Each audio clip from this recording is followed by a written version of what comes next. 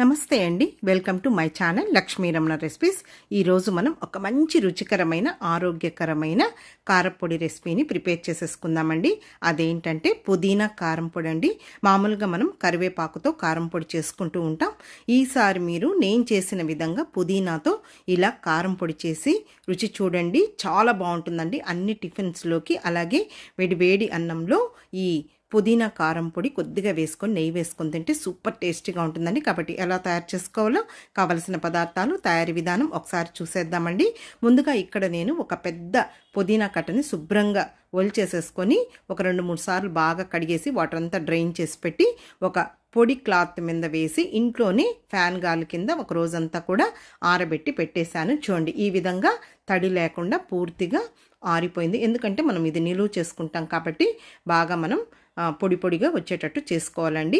ఇప్పుడు ముందుగా స్టవ్ వెలిగించుకొని ప్యాన్ పెట్టుకొని ఇందులో 1 టేబుల్ స్పూన్ నూనె వేసుకొని నూనె వేడెక్కిన తర్వాత ఒక 3 టేబుల్ స్పూన్ల మినప్పప్పు, 3 టేబుల్ స్పూన్ల పచ్చిశనగపప్పు వేసేసుకొని మీడియం ఫ్లేమ్లో ఇలా కలుపుకుంటూ ముందుగా ఈ మినప్పప్పుని పచ్చిశనగపప్పుని ఒక 2 నిమిషాలు ఫ్రై చేసుకున్న తర్వాత ఇందులో 1 టేబుల్ స్పూన్ ధనియాలు అలాగే 1 టీ స్పూన్ జీలకర్ర వేసేసుకొని ఇప్పుడు ఈ ధనియాలు జీలకర్ర వేసిన తర్వాత ఇంకొక నిమిషం మీడియం ఫ్లేమ్లో ఇలా కలుపుకుంటూ ఫ్రై చేసేసుకోవాలి. అన్నీ ఒకేసారి వేసామంటే ఒకటి వేగుతుంది, ఒకటి వేగదండి.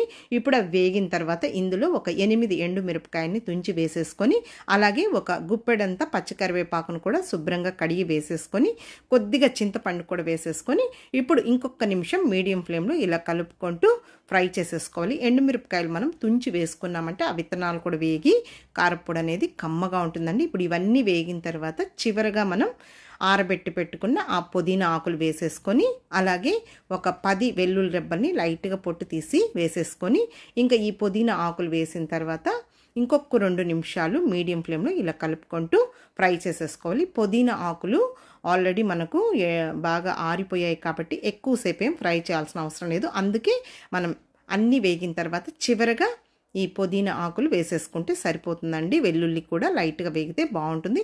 ఇప్పుడు అన్నీ కరెక్ట్గా వేగిపోయాయి. స్టవ్ ఆఫ్ చేసేసాను. ఇది పూర్తిగా చల్లారనివ్వాలండి. ఇప్పుడు ఇదైతే నేను పూర్తిగా పెట్టేశానండి.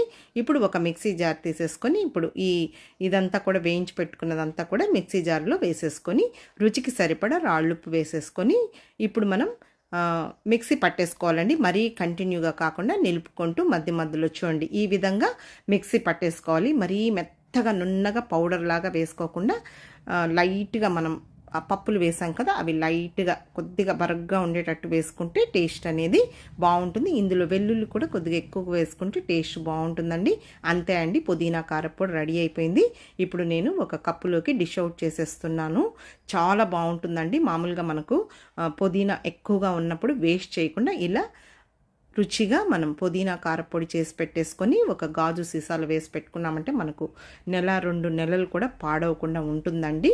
కాబట్టి చూసారు కదా అండి పుదీనా కారపొడిని నేను ఎలా ప్రిపేర్ చేశానో. ఇలా మనం కరివేపాకుతోనే కాకుండా పుదీనాతో కూడా చేసేసుకోవచ్చు. తప్పకుండా ట్రై చేయండి. వీడియో మీకు నచ్చితే లైక్ చేయండి, షేర్ చేయండి. ఇంకొక వీడియోతో మళ్ళీ కలుద్దాం. నమస్తే అండి.